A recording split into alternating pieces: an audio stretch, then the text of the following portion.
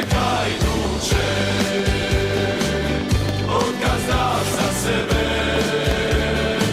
i nakon pobjede i kad ti ne ide uvijek sam uz tebe.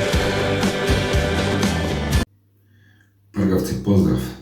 Evo nas u 25. izdanju podcasta u analizi utakmice sa Rijekom koju smo izgubili 1-0. Najavu sam radi iz prirode, iz polja, more, predivno. A ovu analizu radim iz WC-a jer to šta smo mi sve uspjeli izasrat ne zaslužuje ništa drugo nego da se napravi analiza iz WC-a. Dakle, ajmo krenut. U najavi sam rekao da idemo na streljanu i bez obzira na statistiku koja možda tako i izgleda, u stvarnosti to baš i nije bilo tako. Prvo polovrijeme smo mi bili čak i jako dobri. Gledao sam utakmicu doma sa prijateljem koji je dao par zanimljivih observacija. Jedna je da je Karoglan izve momčad koja je sposobna potući se na terenu i to prvo poluvrijeme je, pogotovo prvih pola ure, izgledalo jako dobro. Bili smo čvrsti, kompaktni, sa puno kratkih, brzih dodavanja, brzim izlascima iz svoga dijela terena na protivnički dio. Međutim, fali onaj završni touch, završni pas koji bi rezultirao udarcem na gol.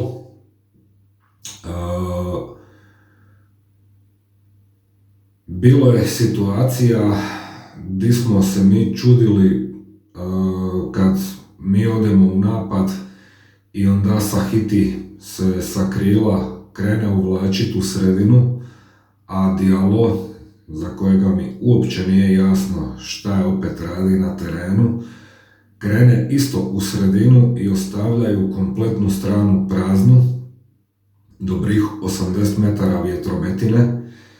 I sad se ja pitam gdje je Hrgović, zašto njega nije bilo ni na klupi. I ako je njegov izostanak stvar ozljede, onda svi oni prozvani zbog svih onih ozljeda neka se slobodno samo ubiju, jer ovo je tragično. U svakom slučaju, gol koji smo primili je pa na način da je balun poslan u srce 16-terca. Igrač koji je okrenut leđima golu ga pokušava uštopat, Prpić mu je tu blizu. Obzirom da je okrenut leđima prema golu, ima dovoljno vremena za stat mu u blok.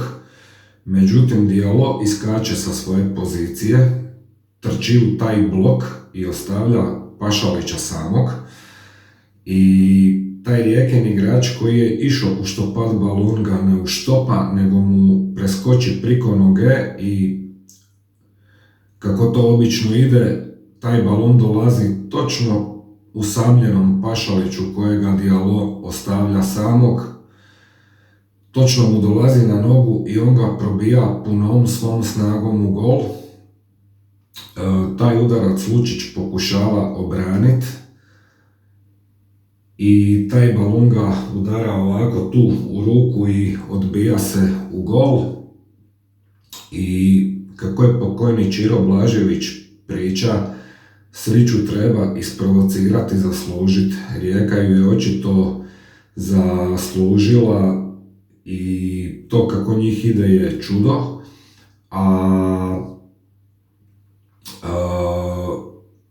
Ono što je Karoglan uspio odradi je sve kontra. Pa tako i onaj Sigurov balun u zadnjim sekundama utakmice protiv Dinama jednostavno umjesto u golu završi na prečki, ode vanka. I sad to je jednostavno stvar fizike.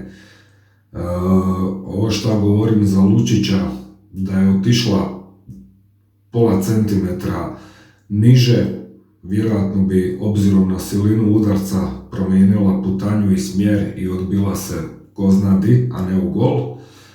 Pa isto tako i onaj Sigurov udarac, znači ti kad udraš balun milimetar ispod zamišljenog i planiranog, taj balun umjesto u rašljama završi u 10. redu tribina.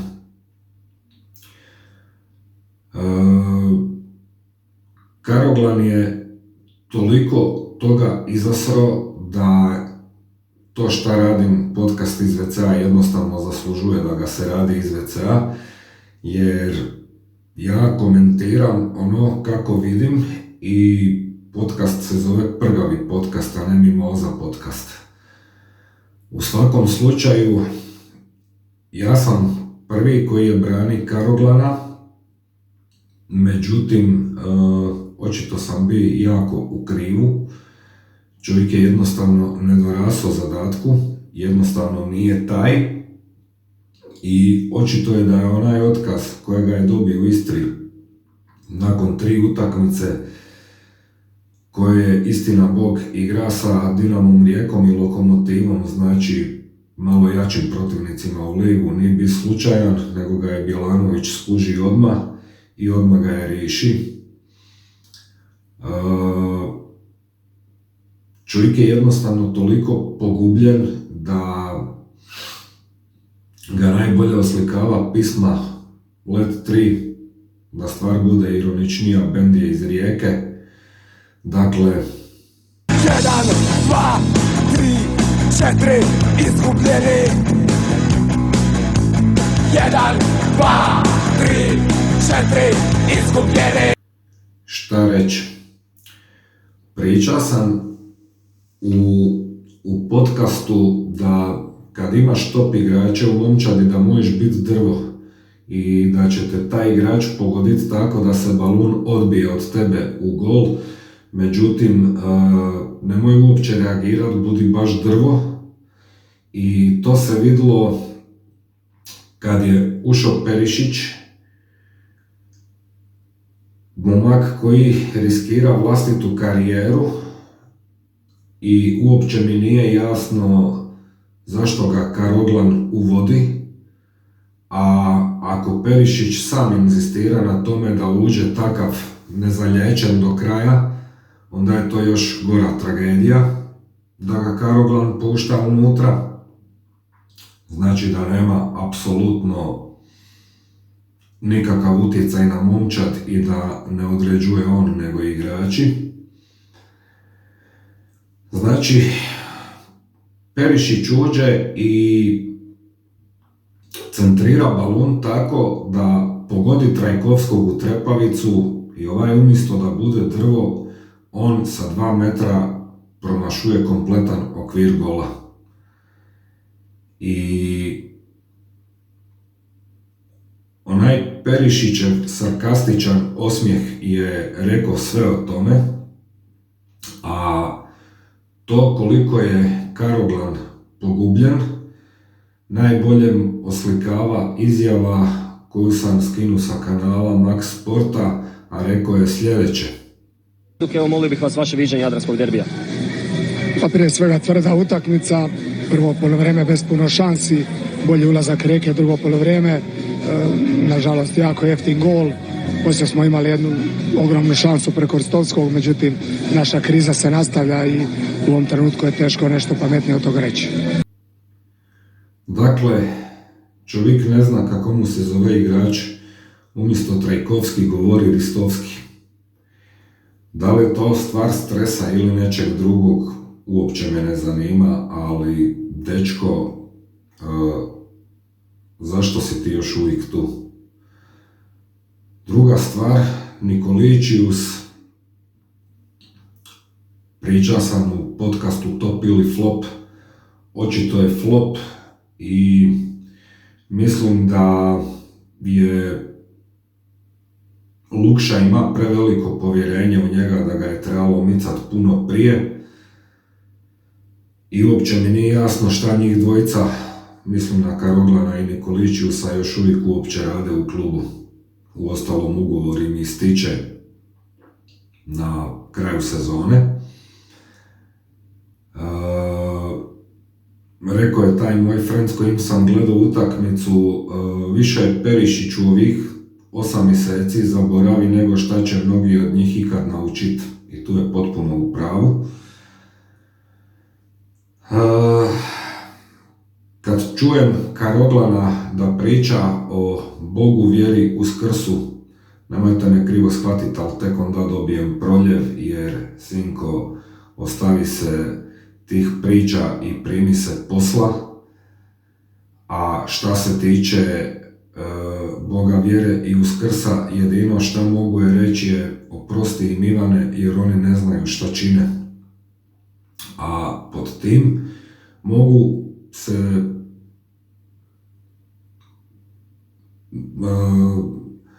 to se odnosi i na Leku, jer kad je Leko dolazi u Hajduk, onda je pri potpisa ugovora točno iskomunicira sa Lukšom i Nikolićiusom šta želi. Želi igru sa 3 stopera i krilima i to mu je obećano, jer inače ne bi potpisao ugovor. Međutim, Nikolićius mu u 2 prijelazna roka nije osigura ta krila. Vjerojatno mu je rekao da ima dovoljno dobru momčad da može i sa tom momčadi do naslova. I sad sa ovim odmakom vremena vidim da ona njegova tvrdoglavost da moraju trenirati kapasi, da je to bila poruka Nikolićiusu i Lukši, jer on bez krila ne može ostvariti igru koju je zamišlja. I sve ono dobro što je on napravi, a to je ona granitna obrana, je Karoglan uspi izasrat tako da nam sad ta obrana izgleda ko švicarski sir, jer ajmo se ne lagat, Leko je na kraju prošle sezone ima u obrani Borevkovića i Kiksera Avazijeva s kojima u 8 utakmica ni primi gola.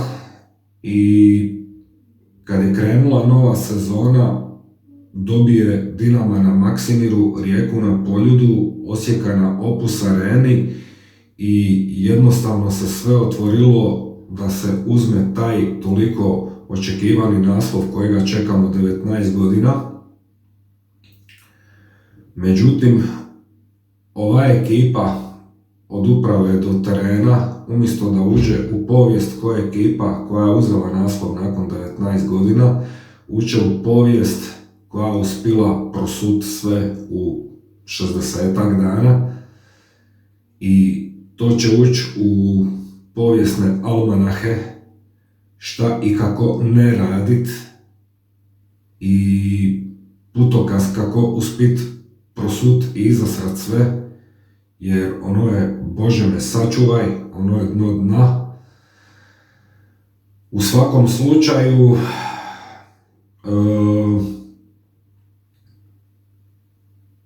ta pogubljenost, slušamo zadnjih 7 dana o Lučićevom razvaljenom meniskusu, da bi Karoglan sada nakon utakmice rekao da je u biti nekakva cista u pitanju i da on može bez problema odraditi sezonu do kraja i da mu nije jasno kako je to iskomunicirano, a sam je rekao za taj meniskus i Lučić je nakon utakmice rekao da ima razvaljen meniskus i da mora na operaciju, ali eto, ozlijedi se Lovre i nema ko branit, pa brani on.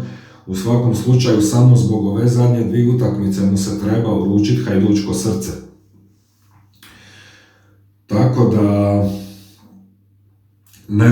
ne znam šta reći.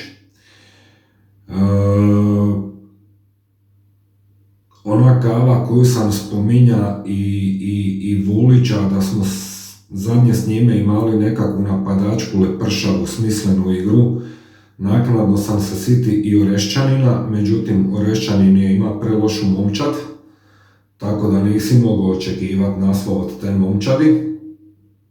A na toj kavi sam bio sa 3 frenda koji su mlađi od mene 10-ak godina, koji su bili aktivni torcidaši, išli na gostovanja.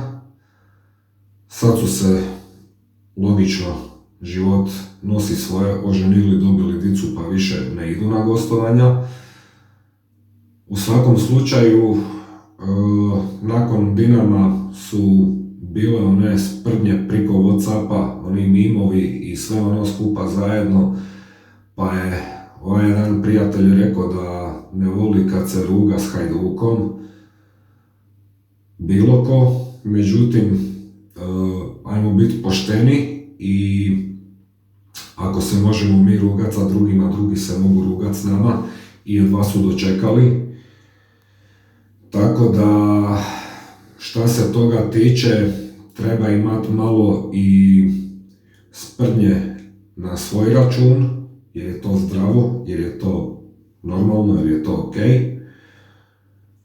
U svakom slučaju, dok smo bili na toj kavi, iz zvučnika je išao The Queen i ja sam bi rekao da nakon onih par početnih utakmica u sezoni, prvih 5-6 kola i svih pobjeda, da smo pivali I want it all, a sada umjesto da pivamo We are the champions, možemo samo pivat Show must go on i možda najbitniji dio pisme je Inside my heart is breaking, pa evo, možete i to poslušat. Dakle, tužno i žalosno šta smo mi uspjeli odraditi u ovoj polusezoni i govorim, išao sam sinoć snimat podcast i rekao sam, jutro je pametnije od večeri, ali vidim da nije. Tako da, piši kući propalo, a govorim show must go on i sad treba upriti još jače.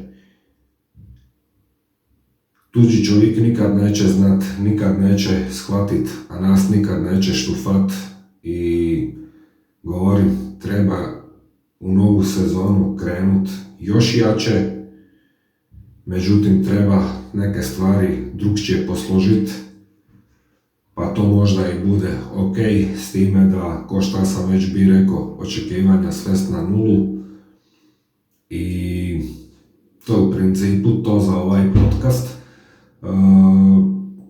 Kroz tjedan, tamo, ne znam, sreda, četvrtak ću imati jedan podcast koji će se picat da je Hajduk magnet, a na kakav magnet mislim ćete čuti u tom podcastu.